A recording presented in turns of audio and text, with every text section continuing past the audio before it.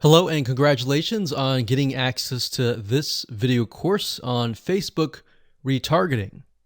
Okay, so this is video number 1, which is the introduction and getting started. So before we get started, I want to give you a quick overview of what's inside this video course so you know exactly what to expect. So obviously this is video number 1. Video number 2 is going to be a visual map of Facebook retargeting. And what that includes is I'm going to show you how Facebook retargeting works. And a lot of times people jump straight into showing you how to set things up. But unless you really understand how everything fits together, what connects to what, and all of that, it's really going to become confusing.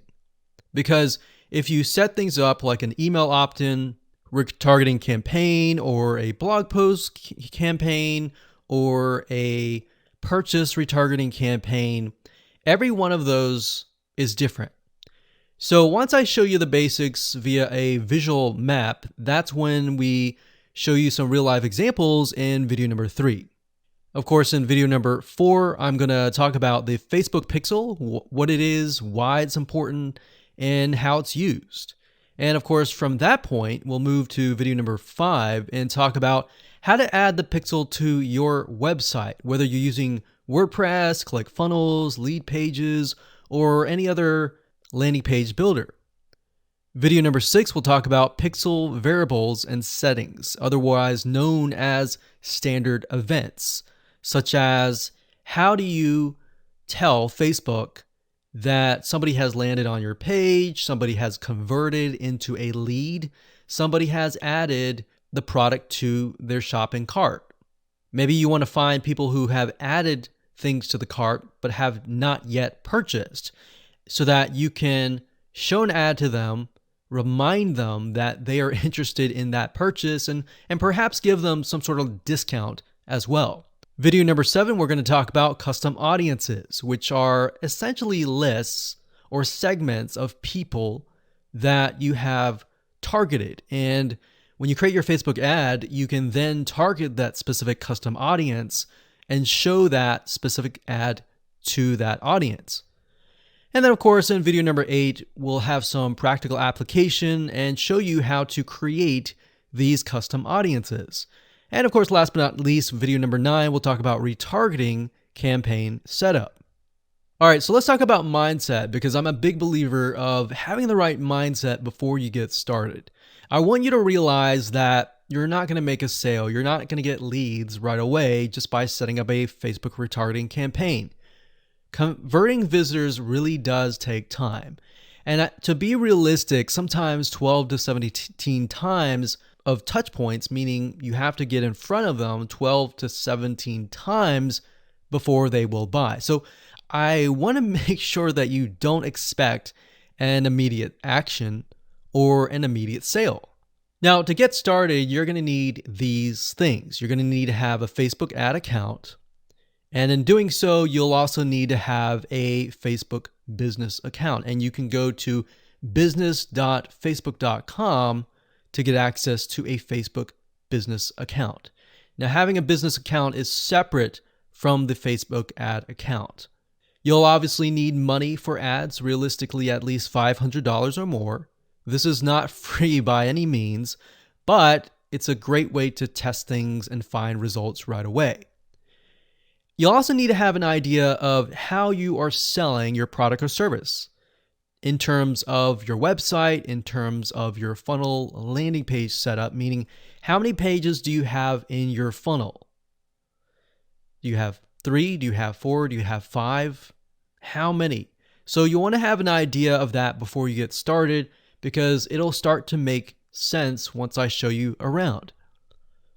And of course, you'll need to have some sort of mind map or flowchart software. And the reason for that is it will help you be able to map things out, map your own plan of attack out, so that you will be able to successfully implement everything that we're teaching you.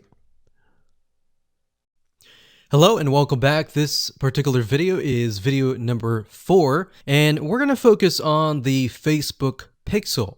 So we briefly talked about that earlier, but before we dive in, I want to say that you will need to have a Facebook business account. So to do that, you'll need to go to business.facebook.com. That's business.facebook.com. You'll need to create an account so that Facebook knows that you have access to certain ad accounts.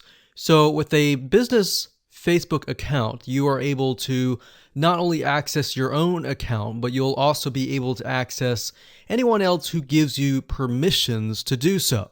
Now, as far as the Pixel goes, once you have created an account, what you'll need to do is up at the top, you'll see this Events Manager, and you'll see this / icon. You'll click on that, and then you'll click on the All Tools down here, and then you'll click on Pixels right here. Now, bear in mind that Facebook oftentimes will change around their user interface. So if it doesn't look exactly like this, then look around and you'll likely find the pixels.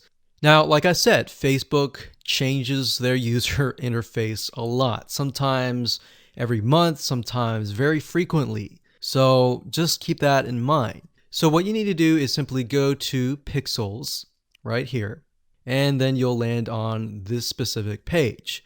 Now, as I briefly mentioned earlier, a Facebook pixel is merely a piece of code that you put on your website.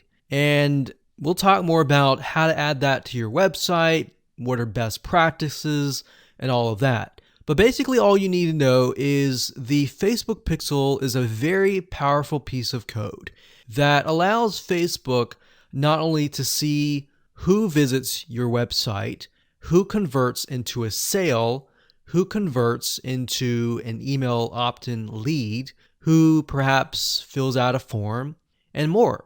It also collects a lot of data about the visitor, who they are, what sites they visit, and a lot more data. In fact, Facebook in itself has so much data that as far as being an advertiser, it enables you to reach more people that are actually interested in what you have to offer. So that's basically what a pixel is. And to set it up, all you have to do is go to this page, click on Setup here, and it'll give you different options. So you can either click this here to manually install the code yourself, and it'll basically give you a piece of code that you will install. Or as you can see here, it says Facebook Pixel currently integrates with these platforms here. So you can click that and it'll allow you to add it to these locations here. And if you are not a web developer and you have a web developer and you prefer to send that information to them, then you can click email instructions to the developer. Now, we're going to talk more about this in the next video on how to get the code, how to add that code to your website. If you're using a WordPress website, what kind of WordPress plugins should you use? And we'll talk more about that in the next video.